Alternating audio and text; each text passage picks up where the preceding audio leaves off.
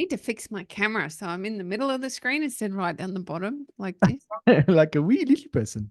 I feel like a little girl, but I've moved offices and I don't know how to move my sit-stand desk properly. I've got to get this sorted. I wasn't happy with mine, so I just went and bought a new one. That may be on the cards. I got, you know what?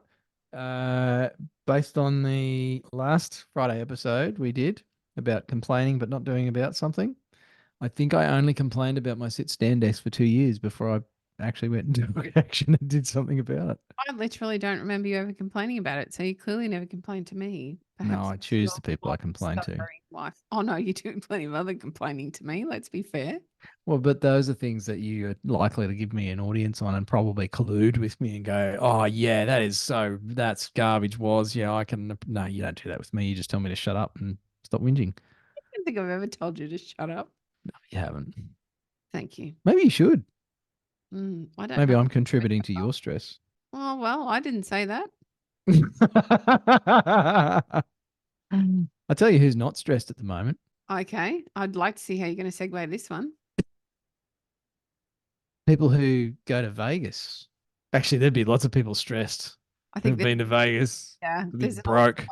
my money's gone. I got married to somebody I didn't really want to get married to. I've got a doodle tattooed on my face because my parent friends One of got a my bit loose. favorite movies. I thought we should talk about the footy going over to Vegas. I'm more than happy to let you explore that one, Coxie. Well, you asked me why, because you're not a great consumer of the rugby league. Can you ask me why it's going over there? And I have a bit of a conspiracy theory, so I thought I'd Oh. just out myself on the podcast. Ooh, hang on. There's a few kinks in your tinfoil hat there, Coxie. You want to straighten those out first? No, I like it all scrunched up. You won't pick up the signals clearly enough. I was never one of those ones that used their thumbnail to make it nice and flat after Easter with the Easter eggs when you did craft in primary school. Remember that? No, I was the scrunchy I one. used to do it with the wooden ruler, Did you? flatten them It out. does not surprise me in the slightest that you made your foil flat and mine was scrunchy. And then I'd throw it in the bin anyway, but it just had to be flat. I do the same with the toothpaste tube. Oh my word, I'm not surprised at all. Right, back to the footy with my scrunchy tinfoil hat. What's They your conspiracy? I believe they went to Vegas because there's a lot of gambling money in Vegas and there's a lot of money to be made for a lot of fringe companies that are connected to the NRL if they can get the game to be picked up, at least in Vegas. I cannot see them getting it picked up throughout the States. I really can't. That's apparently why they've taken the game over there. And I don't agree. I think it's got a whole bunch more to do with the gambling money that resides in Vegas. Hang on. So you're saying the games are fixed? No, I don't believe they're fixed. Whoa, you're leading me down a path. Oh, maybe. No, I don't think the games are fixed. I think that the exposure means, well, they're hoping that I believe there's a different agenda for the exposure. I don't think the exposure is about growing the game at a grassroots level so that kids are over there playing and we happen to end up with another league over there. I think it's got nothing to do with that. I think it's got to do with money. I know that I think about my town. Now, we have a couple of football players that played those games based in my town. Um, I live outside of Brisbane and we've got a couple of younger players that actually play for not even the Broncos, but other teams that were playing over there. I won't call them out. I don't think they'll listen to me, but other people here might, which meant a lot of people from my community went. And I've spent a lot of time absorbing their social media. My daughter's there with her partner and 8 of their mates. They all went over as a big group to watch. And they had a lot of fun. And I happen to love the rugby league. We're avid watchers in my family. I've got 3 boys. They all watched and played. My daughter's obsessed with it. It's a big thing for us. However, I also feel like there's agendas in the background, maybe of all sports, but we're talking about league. Sounding a bit cynical there, Nick. It's all Oh, well, about money. What do you I've mean reached it's all that about age. money? Well, Surely big sport is not all about money. no, now you're making me look foolish. Like, well, of course, everybody thinks the same.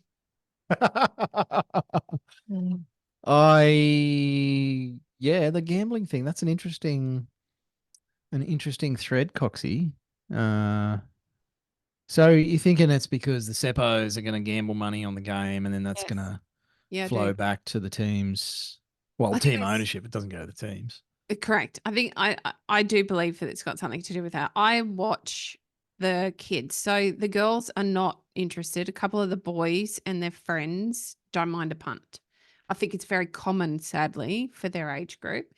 I'm I think I've been fortunate so far with the kids that this was something we educated them about from very early on because I would watch every game with them. It was part of our family ritual to spend that time together because it was something we all enjoyed. And so, you don't watch, so maybe you're unaware. You are assaulted with gambling ads Oh no, I'm throughout still the aware of that for yeah, the okay. odd occasions that I watch any sport. Somehow gambling is just well, hang on. No. It's not somehow. Gambling is destructive. Hmm. It is addictive. It is Hmm. a massive social problem. Hmm. It destroys families, and yet it is openly promoted um, in places and in ways to people who are very influenced and somewhat no, I wouldn't say vulnerable, but and it's done where alcohol's being consumed, Hmm. which is another drug that somehow is still completely legal and the government makes shitloads of money out of it. Uh, it also destroys lives. And I got a wife who's worked in healthcare for many, many years and has seen the effects of alcohol use. And I'm not talking like, drinking to the point where you fall off a balcony. I'm talking about just that chronic, insidious use of alcohol as a drug. And so, hey, governments, good one. Let's promote alcohol and gambling at the same place, and then put a little warning at the bottom of the screen: drink responsibly or gamble responsibly, because that's going to help.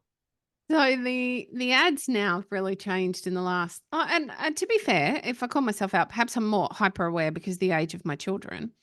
And the ads have really changed in the last 2 years to be directly targeting that sort of 18 to 25-year-old Yes. age group, directly targeting them. It's changed.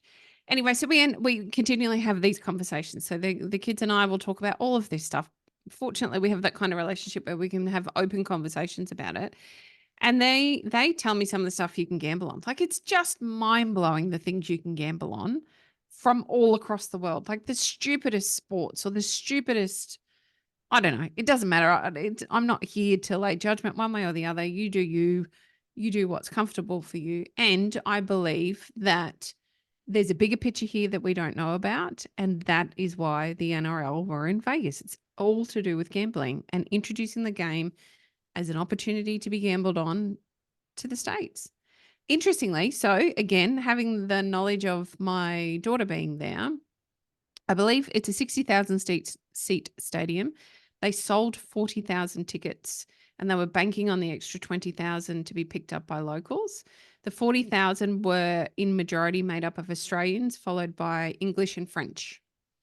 The rest of the tickets barely sold. They did not sell out the stadium. And it may take some time for those kinds of things to build if they were legitimate about it.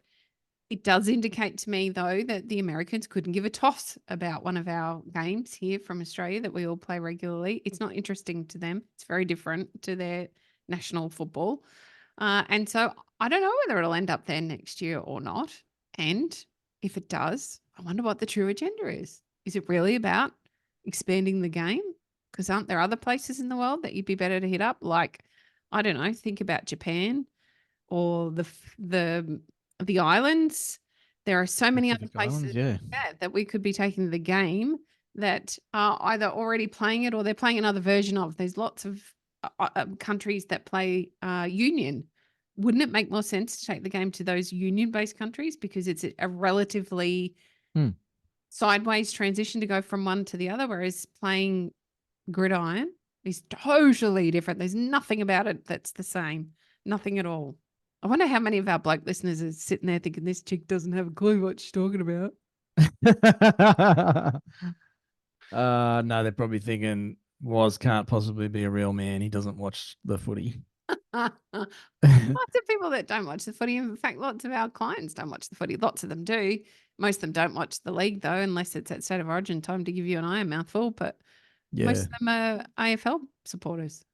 I used to watch all the codes actually. I went to Union games, Oh, saw the Reds play, and that was cool up in Brizzy when I lived up there. But I don't know, just kind of got over it. You know what it is? I think leaves a bit of taste in my mouth is the whole big business side of it. yeah. When sport stops being about your jersey and your club and your team and all those beautiful values that club footy is supposed to engender, and you know under 17s and all that sort of stuff, like all that development of young people and Mm, teaching them um, competitive spirit and teamwork and all that stuff. When it becomes a business, it's all about one thing, and that's a profit. mm, And we talk a bit on our main episodes about purpose-driven businesses and being clear on your why and everything. And when there's a author that I've mentioned recently on the show, Simon Sinek, he talks about Start with Why. He's got a book called Start with Why, and he says something along the lines of when the profit purpose becomes disconnected from the people purpose or something like that, that's when problems come in. And we see that, like all the problems with footy teams can be traced back to money. mm, Players getting insane salaries at a time in their life where they don't even have the life skills to figure out how to buy groceries and not go and spend it on drugs and shit. Like it's shit. So I hate that mm, corporate aspect, despite the fact that I'm a business coach teaching people how to make more profit. It's what's done with it. And I think, unfortunately, for big sport and big business, most of that money ends up in the hands of big shareholders, which are, they're the top end of town. There you go. I'm going to put my tinfoil hat on. It's the 3% that own 80% of everything in the world. They can all go and get fucked. Now, if anyone's listening and you disagree with us, please let us know. I don't know if we've got any listeners left at the end of this episode, but hey, we promised that we'd bring more of us to these fucking Friday episodes. There you go. You got a bit more of us. I'm going to go and watch the footy. I still watch the footy. Mostly it's AFL these days, but I'm an avid follower of the three codes. I still don't get soccer. It's just It's football, it Nicole. eludes It's not me. soccer. Okay, we live in Australia. It's soccer, and I'm going to go watch the mountain biking. That's what I'm going to watch. There ain't no so money in that, I can tell you. you'll be very impressed to know that I watched some mountain biking videos yesterday on Instagram and saw some poor kid take a dreadful fall. I don't know if that's the correct terminology on his bike, and just thank God for his helmet. He would have eaten Poleaxe down. himself. It's Oh called a my. hugie. Well, he had a hugie, but he got back on his bike and he finished the race. I thought it was Yeah, you little legend. That's he what it's had all about. blood and guts streaming everywhere after, but he got through it. I bet none of the guys that went to Vegas had blood and guts anywhere. Oh, I think there was a bit more than blood and guts in Vegas. If you want to send us any hate mail, I don't know, go to someone else's page. Nah, you can find us on the web. You can find us on socials, tradies in business everywhere. What do you reckon about the footy in Vegas? Is it legit? Is it all about the game, or is it all about money and gambling? Let us know your thoughts. Hooroo.